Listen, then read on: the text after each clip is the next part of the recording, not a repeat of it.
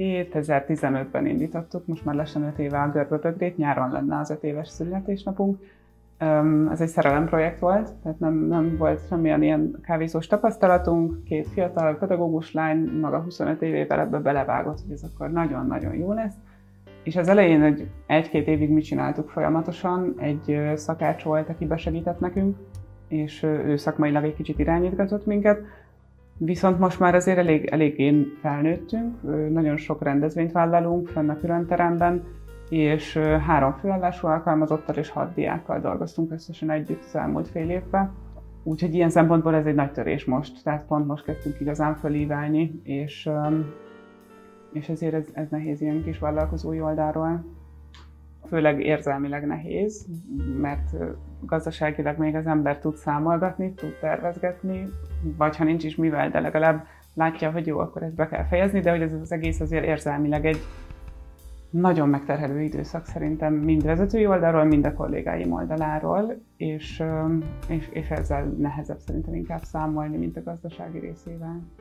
Amennyire én néztem, eddig nem nagyon van olyan rendelet, ami igazán kedvez nekünk, egyedül a járulékkedvezmény az, amit igénybe tudtunk venni, addig a rövid ideig, amíg most nem dolgoztunk már, viszont se nem tudjuk igénybe venni a munkáltatói bérkedvezményt, mert nem túl nagy a bevételkiesésünk, illetve sem más fővárosi és önkormányzati kedvezményt sem találtam én eddig még, amit igénybe tudnánk venni. Úgyhogy most igazából az a legnagyobb kihívás, hogy nem nagyon, tehát bevételünk egyáltalán nincsen, és igazából az egyetlen kedvezmény az, hogy a járulékokat nem kell fizetnünk.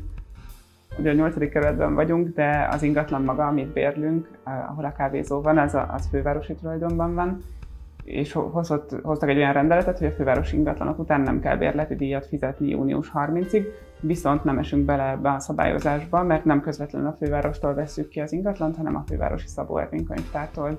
Tőlük viszont még ilyen jelzést nem kaptunk, hogy ezt ők is alkalmaznák. Úgyhogy igazából ez olyan szempontból nehéz, hogy a főváros égisze alá se annyira tartozunk, meg az önkormányzat alá sem. Alapvetően én azt láttam a korábbi válságnál, apukámnak volt egy vállalkozása, és én azt láttam, hogy ő azt akkor úgy vészelte át, hogy keresett magának egy főállást a vállalkozása mellé. Úgyhogy én is ezt a mintát követtem, és kerestem magamnak egy 8 órás munkát, hogy ezt az időszakot valahogy átvészeljük, és legalább a bérköltségeinket ne kelljen aggódni. Illetve a többiek, akik itt dolgoztak, a diákok ők önmaguktól ajánlották fel a munkaidejüket a munkavállalóknak. Szerencsére mindenki haza tudott menni a családjukhoz, és kisebb anyagi problémákkal, de átvészelik ezt a helyzetet. Még 2 másik munkavállalónk volt főállásba, közülük a szakácsunk, ő hazaköltözött vidékre az apukájához, és felmondott önmagától. Ő maga úgy ítélte meg, hogy kilátástalan a helyzet annyira, hogy nem tudja, hogy mikor lesz ebből munka, és inkább otthon szeretett volna lenni. A baristánk ő pedig végül most közös megállapodással ment el, pont egy hete, mert egyszerűen annyira nincsen munka, azt nagyjából én egyedül el tudom látni, ami most van, hogy így legalább jogosult erre az álláskeresési járadékra. Elvitelre és kiszállításra lehetne vendégeket fogadni, tehát ha idejönnek és átveszik, az működhetne.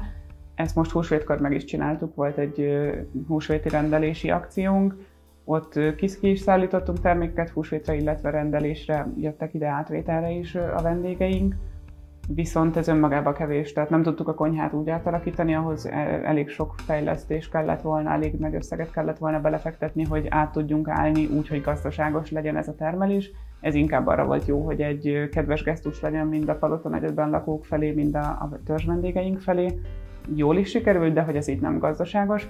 Ami emellett munka marad még, és amit én szoktam csinálni, az nagyon sok ügyintézés van most már csak azzal is, hogy lemondjuk a zeneszolgáltatást, megpróbáljuk szüneteltetni a kukaszállítást és hasonlókat, ezeket is költségkímélés szempontjából, illetve próbálunk egy webshopot elindítani. Viszonylag szűk termékkört tudunk majd kínálni, de ez is ha legalább arra elég lesz, hogy a nagyon elkerülhetetlen kiadásainkat valamiből finanszírozni tudjuk. Úgyhogy én most ezt csinálom esténként. Nehéz készülni szerintem egy bármilyen összeomlásra, vagy ilyen szintű forgalom visszaesésre, mert az ember nem tudja elképzelni. Tehát szerintem az a legnagyobb nehézség ebben az időszakban, hogy senki nem gondolta, hogy ilyen előfordulhat. Nekem van egyébként egy diplomám, ott is emberekkel foglalkozhatom, és nem gondoltam, hogy egyszerre úgy omlik össze a világ, hogy minden, ami az emberekhez, meg a személyes kontaktushoz kapcsolódik, az így le lesz zárva, és ezért nem nagyon tudok semmit kezdeni, se a végzettségemmel, se a vállalkozásommal. Úgyhogy nem készültünk erre, gazdaságilag pedig az volt eddig a működési elvünk, ami nem biztos, hogy helyes, biztos, hogy ebbe közgazdászok beleköthetnének, meg vállalkozáshoz jobban értők, hogy visszaforgattuk és mindig fejlesztésekre költöttük a pénzt. Ami nem jó.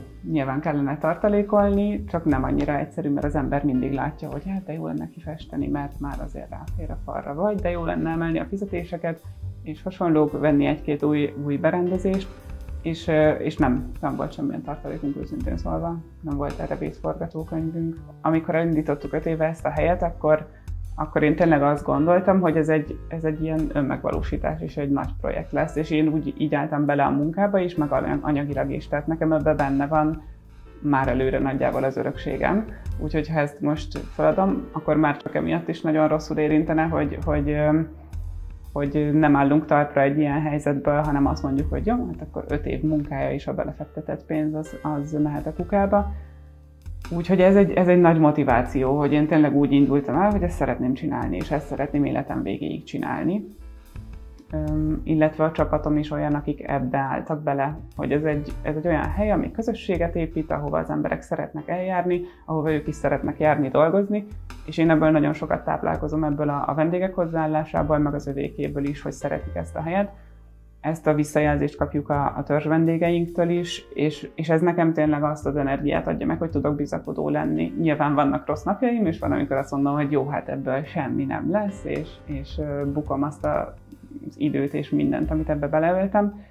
Nyilván ezt is el kell fogadni, ha így alakul, viszont én azt kommunikálom kifele is, és próbálom ezt meg is élni, hogy én ezt szeretném folytatni, és ha később is, de újra nyitni, vagy esetleg egy kisebb koncepcióban máshol folytatni, ha itt nem tudjuk. De alapvetően nagyon szeretnénk itt maradni. Én a 8. kerületben születtem, itt élek mióta megszülettem, és a vállalkozást is nagyon örülök, hogy itt indítottam el, úgyhogy ha lehet, akkor maradnánk itt.